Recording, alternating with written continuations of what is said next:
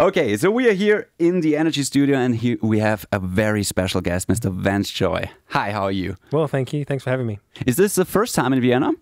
Second time, I believe. Yeah. Second time, okay. I was here a few years ago and had a really great time, and it's nice to be back. Okay. Was that, you had a show the last time you were here, or was it just holiday? It was, I came for some promotion. I did some interviews and a couple of small performances, but no shows. And I came, I remember I was just before I finished my album, so I came and I recorded the last song that ended up on my album. So I have good memories from being here. Right. But you're having a show tonight here in Austria, our Energy Live session. You excited? I am actually, yeah. Like a nice 5-song fun show, and it's a nice day. So hopefully the weather holds out and it's I a hope good time. So too. Yeah. I want to start with there's always a misunderstanding when you have Australia and Austria. Yes. So it always happens when I'm, I don't know, somewhere in Italy, and I say, oh, I'm from Austria, and they're starting to talk about kangaroos and stuff like that. And I say, no, that's the other Australia. Yeah. Did that ever happen to you when you say, hey, I'm from Australia? Did they start talking about skiing and mountains? Or yeah, because we don't have any mountains in Australia. So our mountains are like, half the height of your mountains. I think it happens a little bit. Mainly with my own, like, someone's like, where you're from, and I say Austria. And if I'm saying Austria and Australia a lot, I just get my tongue tied up. So I see. But it doesn't happen too much because people know I think Australian accent is so obvious, especially like it's like jarring. So people don't usually get too confused. That's an Australian thing, right? When I say to you, hey, mate. Is that an Australian thing? That means like, hey dude, hey buddy. Hey buddy, hey mate, g'day mate. G'day, we say. Which is g'day. Like a good day, but with an abbreviation. Sure. And but that mate thing is so popular, I feel. Everyone says that, even in America and in England, you hear it a lot. Really? Well, that's good. Well, definitely, I've heard it a lot in England, and mate. It's like mate, mate. And there's so many ways it can be like friendly, it'd be like sure. Mate. And then it can also be like mate. Yeah. We in Austria, we say havara. Havara, yeah. Havara, which is similar. Havara means something like dude, mate. Yeah, you probably say hi, mate, and we say servus Havara. What's the first bit? Servus. Servus Havara. That's Austrian slang for hello. Servus Havara. That was pretty good. Okay. That was pretty good, actually. I'll keep practicing. Okay, yeah. No clowning around. Let's talk about your music. And I want to talk about a very, very special song, Riptide. First. Yes. And I want to start this by playing you a cover of that song. And let's see if you notice who did this cover. Lady, down to the riptide, taking away to the dark side. You know her? Yeah, that's Taylor Swift. That's Taylor Swift? Yeah. Doing a cover of Riptide. How crazy is that? That's cool. I actually remember when I first heard that, would have been 2 years ago, and I was, I think I was in Amsterdam. Or in Holland, and I remember hearing that, and I was like, "Whoa!" Like it was surprising. My manager, who was with, like, turned the phone around, and I was like, because she actually played me the audio, and I was like, "Oh, cool! It's like a cover by someone." I love when people play covers. Sure. I didn't necessarily recognize it was Taylor Swift's voice. Yeah. And then she turned around, and I was like, "Whoa! I can't wait to like tell my friends." Yeah. Yeah, it was good. Have you met Taylor Swift? Have you talked about her? I have met her. She's a very lovely person, and I think I just was very flattered that she covered my song, and I was like, thank you so much. And she was really friendly to me, and I covered one of her songs actually to kind of one of her songs that I really liked, just because I thought, what a nice gesture it was that she did that. So it is. Yeah, she's an amazing artist, like amazing. Talented songwriter. Seems so. But the funny thing about Riptide is, I heard this in another interview, the first time you started writing this song, you actually thought, I don't think that's quite that good. Is that right? Yeah, I wrote the first 2 lines, and I thought this is like maybe too simple. Like the chord progression was simple, and that's usually it's good things when songs are simple but they work. But at the time, I thought it was too simple, and I kind of put it on the shelf for like maybe a couple of years. And later on, I just had different, similar melodies, but for the same chords, but I just had different parts, and I put all those parts together, and then a song came out of it. And it's always it's a nice, I guess, a nice template for a song. Like if you have lots of different ideas over the same chord progression, sometimes you can jam them all together, and you have enough like flavor for a song to be interesting. Right. So yeah, that was the first song that I had that happen with, and I mean, that song is like the reason why I'm doing what I'm doing. It opened a lot of doors for me. So Sure. It's a fun song to play as well. But when you're writing a song, how do you know this is good or this is not good? Sometimes, I mean, it would be nice to have like a really clear idea, but I don't always know. And sometimes I have a good feeling. Like I'll play it and I'm like, I feel really good singing this. Like and sometimes you can tell by how much you want to sing the song. I'm just like, I get in there to sing the vocal and I'm like giving it everything. And it's like, right. This is not a challenge for me to sing.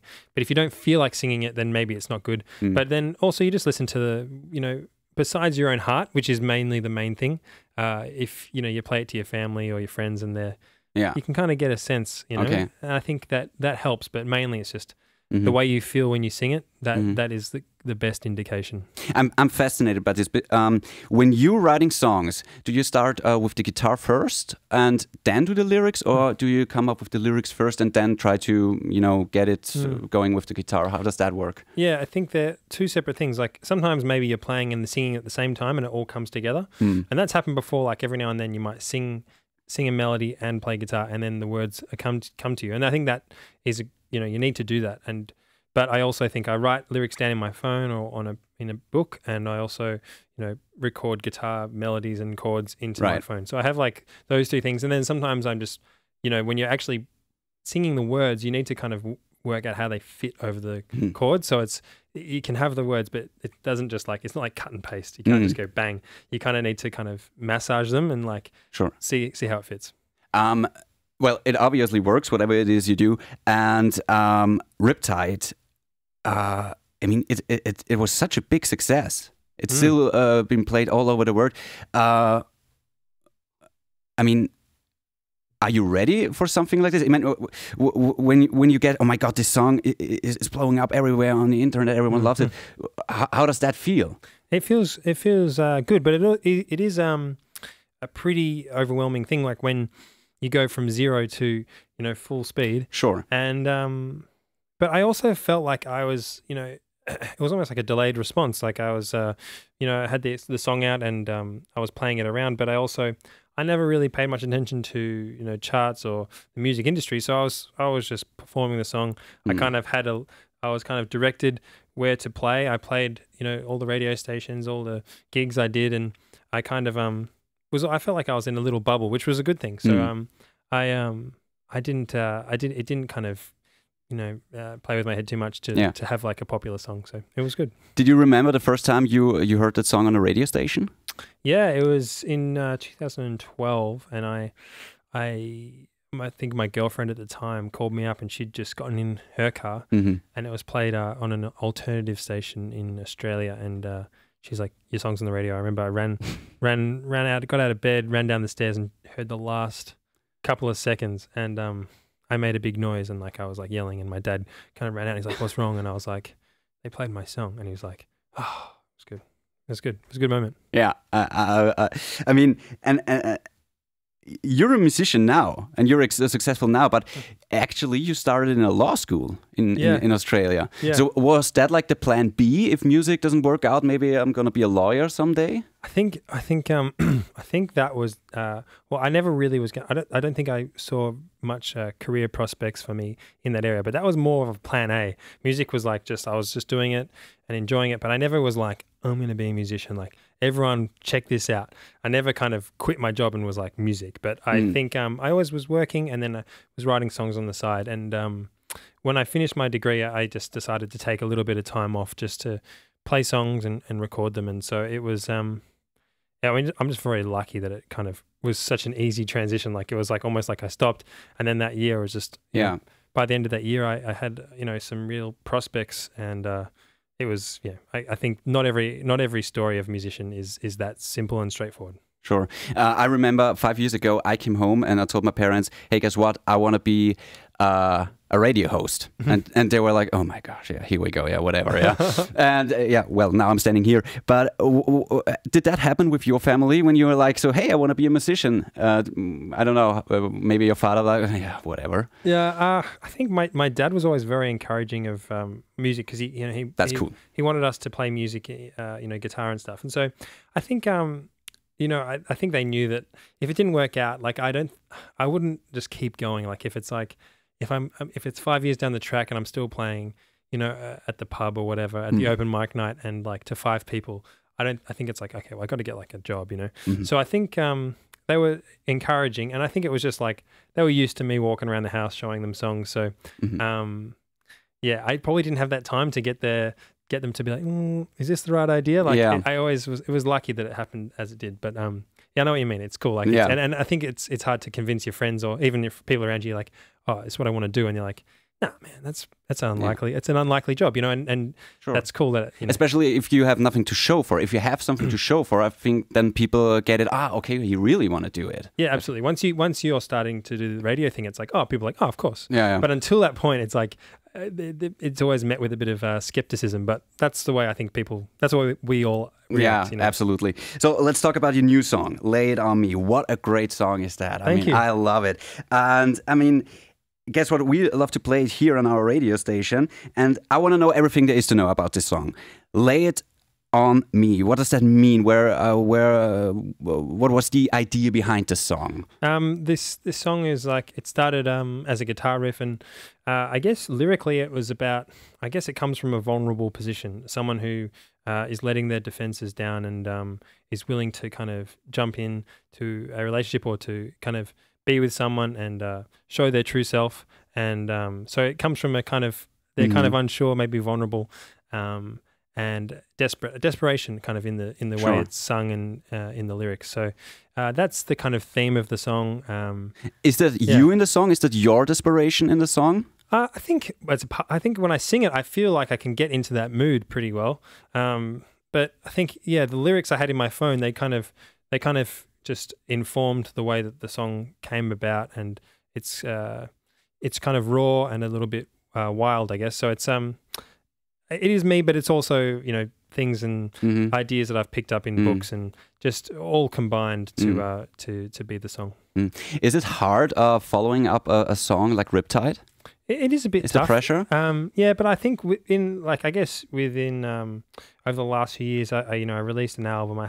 I guess I've been playing a bunch of other songs from my first album, so I feel like I have this big song, but I built around that song a lot of other good songs, like, you know, that I think are just as good, but that didn't have the same chemistry that makes it popular for every single person. But I think the main thing for me is just making a body of work that is all consistently good, so that you can play a show and people aren't like, oh, there's only one good song. You want to have like each song to have its own special power. Sure. Now, and Lay It On Me, is that part of a bigger plan? Are we getting a new record?